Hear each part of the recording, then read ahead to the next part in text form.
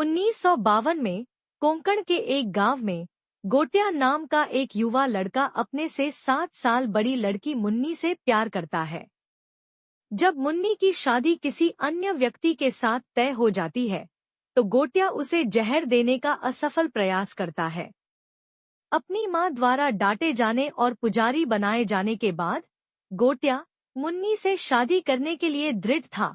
अपनी बहन गीता को पीपल के पेड़ के नीचे काला जादू करने के लिए चेटुकवाड़ी नामक घने जंगल में ले जाता है। इस प्रक्रिया में वह अपनी बहन की बलि देने की कोशिश करते समय गलती से खुद को मार डालता है और मुंजा नाम की एक दुष्ट आत्मा बन जाता है जो पेड़ पर मंडराती रहती है। कई दशकों बाद पुणे में बिट्टू एक डरपोक युवक है जो कॉस्मेटोलॉजी का अध्ययन करने की योजना बनाते हुए अपनी मां पम्मी के सैलून में हेयर ड्रेसर के रूप में काम करता है। वह अपनी दादी से बहुत प्यार करता है और उससे गहरा लगाव रखता है। वह अपनी बचपन की दोस्त बेला से प्यार करता है लेकिन उसने अपनी भावनाओं को कबूल नहीं किया है। बेला संयुक्त राज्य अमेरिका से अपनी पढ़ाई पूरी करने के बाद लौटती है और उसका प्रेमी कुबा उसे प्रपोज करता है, जिससे बिट्टू का दिल टूट जाता है। बिट्टू को बार बार बुरे सपने आते हैं कि प्रेतवाधित पीपल का पेड़ उसका नाम पुकार रहा है। बिट्टू का परिवार अपने चचेरे भाई रुक्कू की सगाई के लिए कोंकण में अपने पैतृक घर जाता है। वहां उसके चाचा बालू काका ने खुलासा किया कि बिट्टू के पिता पागल हो गए थे और प्रेतवाधित पेड़ के पास उनकी मृत्यु हो गई। माना जाता है कि मुंजा के कारण उनकी मृत्यु हो गई। चेतावनियों को नजरअंदाज करते हुए बिट्टू पेड़ पर जाता है और मुंजा के वश में हो जाता है। बिट्टू की दादी, जो गोटिया की बहन गीता बताई जाती है, उसे बचाने की कोशिश करते समय मुंजा द्वारा मार दी जाती है। बालू काका अपनी मां की मौत के लिए अपने भतीजे को दोषी मानते हैं। मुंजा बिट्टू से मांग करता है कि वह बिट्टू की मां और उसके आसपास के लोगों को धमकाते हुए उसे मनोवैज्ञानिक रूप से प्रताड़ित करके मुन्नी को ढूंढने और उससे शादी करने में मदद करे। बिट्टू अपने चचेरे भाई स्पीलबर्ग पर विश्वास करता है और वे रुक्कू से मुन्नी के इतिहास के बारे में सीखते हैं, जहां यह पता चलता है कि मुन्नी बेला की दादी है।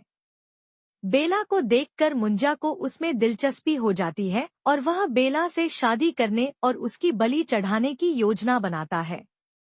बिट्टू और स्पीलबर्ग एक ओझा एल्विस से मदद मांगते हैं, जो परकाया प्रवेश अनुष्ठान आत्मा की अदलाबदली के प्रतीक का उपयोग करके के माध्यम से मुंजा को एक बकरी में स्थानांतरित करने और उसे मारने की योजना तैयार करता है। हालांकि योजना गड़बड़ा जाती है और बेला उस पर हावी हो जाती है। मुंजा, जो अब बेला के शरीर में है, बिट्टू को मारने की कोशिश करता है, लेकिन एल्विस हस्तक्षेप करता है और मुंजा को नमक के घेरे में रोक देता है। उन्हें पता चलता है कि बेला की आत्मा बकरी में है और उसे ढूंढने की कोशिश करते हैं, लेकिन बिट्टू का चाचा बकरी को अपने साथ ले जाता है। बिट्टू अपनी मां पम्मी के साथ अपने चाचा को ढूंढता है और उसे पता चलता है कि उसने बकरी को पकाया है। एल्विस का मानना है कि बेला की आत्मा अभी भी बालू काका में होगी और वह अपने सिर पर स्पिरिट स्वैप का प्रतीक बनाता है। हालांकि बकरी के जीवित होने का पता चला है और स्पीलबर्ग ने उसे ढूंढ लिया है। मुंजा बालू काका के शरीर में कूद जाती है और बेला की आत्मा को वापस अपने शरीर में स्थानांतरित कर देती है। इसके बाद मुंजा बेला को प्रेतवाधित पेड़ के पास ले जाता है ताकि उसकी बलि देने की कोशिश की जा सके, लेकिन गीता की आत्मा से निर्देशित बिट्टू मुंजा को पेड़ में स्थानांतरित करके उसे हरा देता है, जिसे वे जला देते हैं। अंत में बिट्टू बेला के सामने अपनी भावनाओं को कबूल करता है, जो उनकी दोस्ती को महत्व देती है।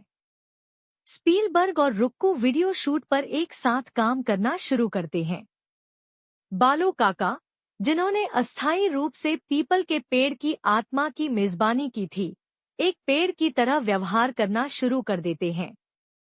मुंजा की आत्मा वाले जले हुए पेड़ के हिस्सों को दूर ले जाया गया है, जिससे संकेत मिलता है कि वह अभी भी जीवित है। एक मध्य क्रेडिट दृश्य में भास्कर उर्फ भेड़िया एक जंगल में नग्न अवस्था में फंसा हुआ है और उसे जना से कपड़े मिलते हैं, जिसमें मुन्नी नामक ब्रांड के अंडरवियर भी शामिल हैं, जिसे मुंजा ने देखा है।